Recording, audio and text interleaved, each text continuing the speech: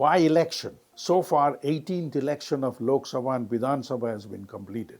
Soon after completion of election, the entire society engages in routine discussion like which political party is likely to form government, which leader is likely to take charge of which ministry, which leader is honest and efficient, who is not. Important issues that need to be discussed at every stratum of society but is never touched upon are whether the main goal of election will be fulfilled or not. Another important feature is the Aam Aadmi Party of Delhi contested in 22 seats at multiple states. Of that, 3 of their candidates won parliamentary seats from Punjab. Of the 7 parliamentary seats in Delhi, where the party won assembly seats with overwhelming majority in 2020, they lost all 7 seats to BJP. Common sense should suggest that residents of Delhi support BJP over Aam Aadmi Party, but these facts are far more complicated than that. Even though over the last 10 years, common people of India have just begun to realize that AAP government of Delhi has indeed brought about dramatic reforms in the supply of drinking water and electricity, physical structure of government schools, public hospitals, public housing, municipal infrastructure, job creation, women's security, above all, thoughtful and effective measures to minimize widespread corruption. These tasks were never undertaken or not even initiated over the last 75 years because the people of Delhi and Punjab have been exposed to all those facilities introduced by Aam Aadmi Party. It is logical to assume most of their candidates would win parliament seats from these 2 states, but election results turned out to be otherwise. Instead of support and encouragement of the works of Aam Aadmi Party to continue their works, mainstream media, sponsored by BJP and government institutions like Enforcement Department, that is ED, income tax, judiciary, police, etc., are employed to prevent Aam Aadmi Party from continuing their works for the people of Delhi and Punjab. The net result is the main hardship of this party under false pretext are languishing in the prison. The central government is using all means at their disposal to break the party and bribe their elected representatives to defect. Indian politics has never been clean and professional, but savagery and barbarism being practiced by this party is unprecedented even in a corrupt country like India. When people of India become fully conscious of the main goal of election, then all political parties all over India will be forced to undertake and complete the kind of works that AAP has initiated, but unable to continue and complete because of planned and deliberate resistance from the central government and the mainstream media they sponsor.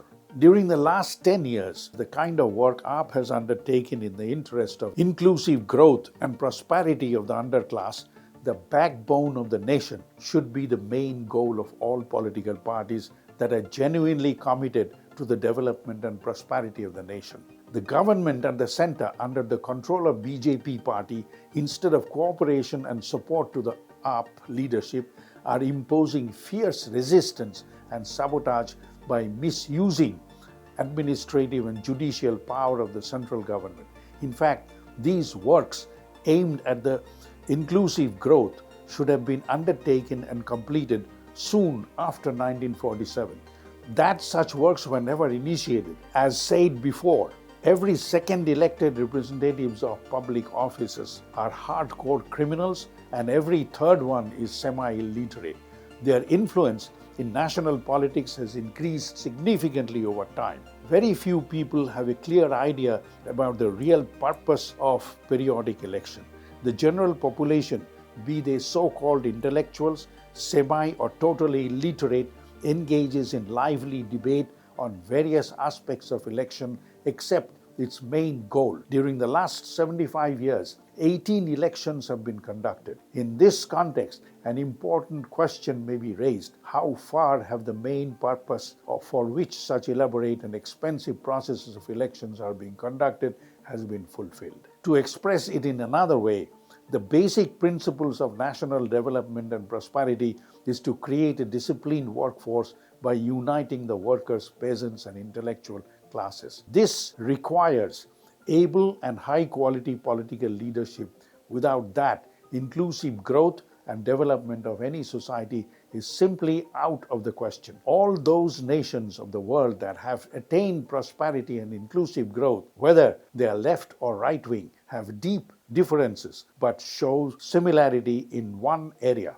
Without exception, they have had influence of the kind of political leadership that united their workers, peasants, and intellectual classes to work strictly in the interest of their nation.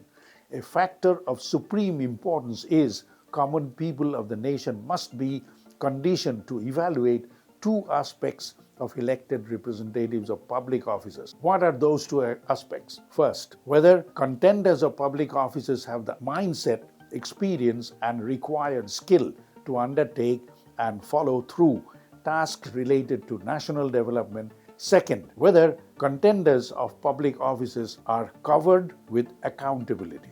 These two responsibilities are to be assigned to the public, who are the real guardians of all elected representatives of public offices. It is by no means reasonable to expect that common people of Indian society, inhabited by undisciplined, poverty-stricken, naive members, will have the ability to evaluate the contenders of public offices or monitor their accountability.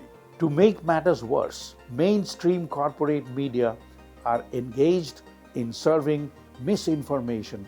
Their main goal is to confuse and misguide people to cast votes against their own interest. Hence, it is impossible for people to be conscious of their own interest and act accordingly. That our narratives are authentic and based on brutal facts must be acknowledged by those who have eyes to review the reality all around. How does one interpret the situation? Those 7 elected BJP members, whom residents of Delhi just elected to the parliament by defeating Aam Aadmi Party contenders, have dutifully interrupted supply of drinking water to their electorate in this scorching heat, for no other reason but to gain political advantage by discrediting Aam Aadmi Party. Their media are busy spreading that water scarcity is linked to the incompetence of Aam Aadmi Party government of Delhi. Many of the voters might even have believed such an explanation.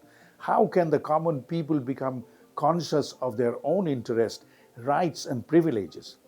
Not by following mainstream media.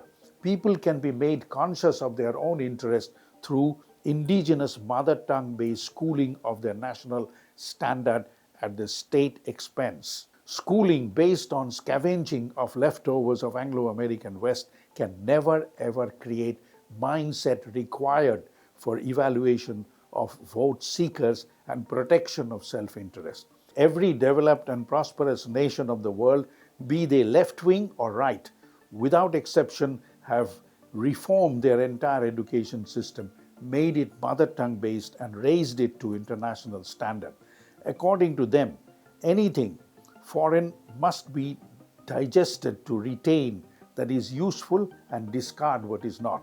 This is the right track towards nation building, which is beyond discussion. It is worth noting that none of the powerful elements of society has ever patronized any project before or after an election to make people conscious of their own rights. No special inquiry is needed to understand that participation of common people is the main factor for inclusive growth and development. Therefore, improvement in the life quality of human resource is essential and major factor for inclusive growth of any given nation. The right kind of political leadership is the key towards achieving that goal.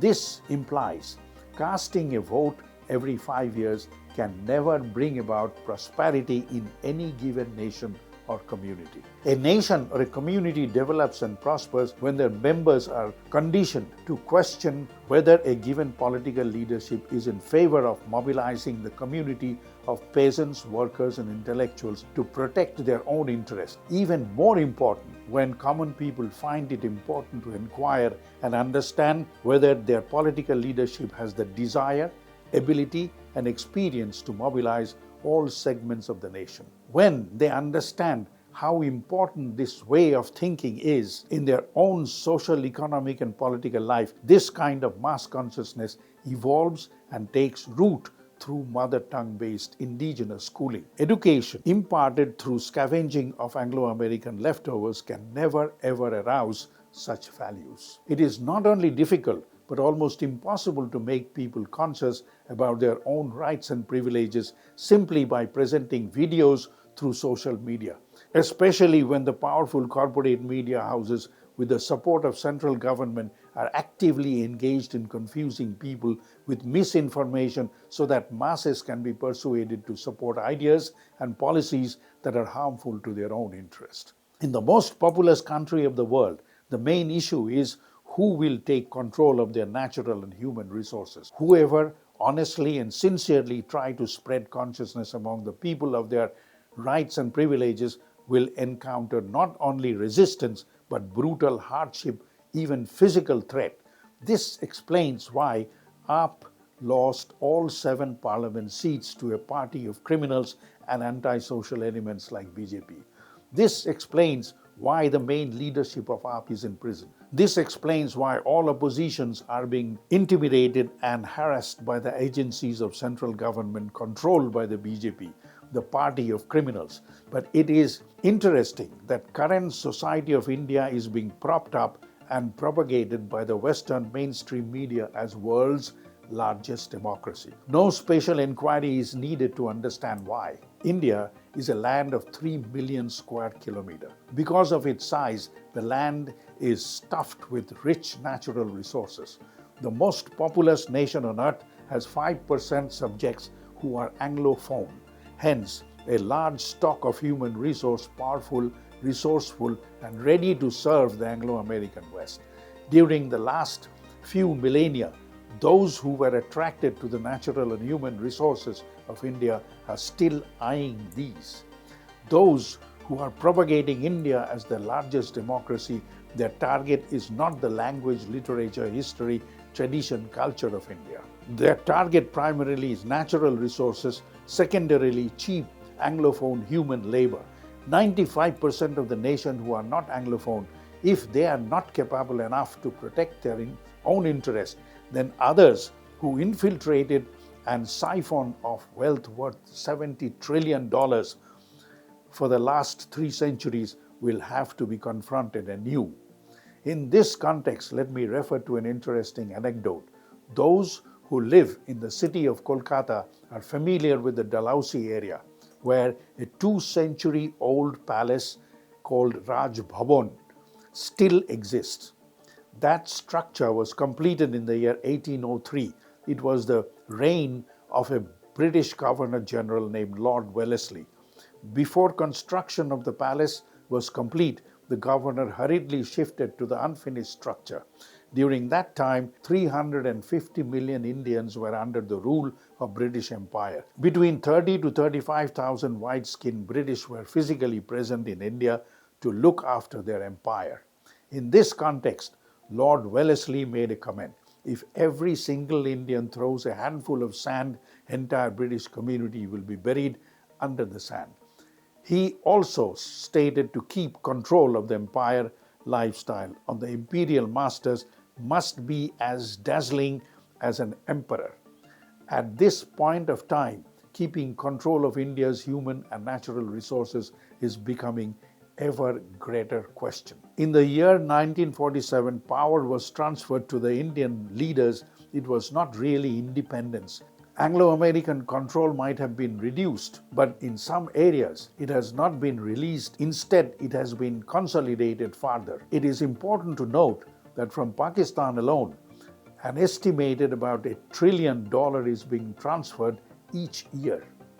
How much is being transferred from India to overseas has never been declared, but it is estimated that the amount is significantly more than Pakistan's.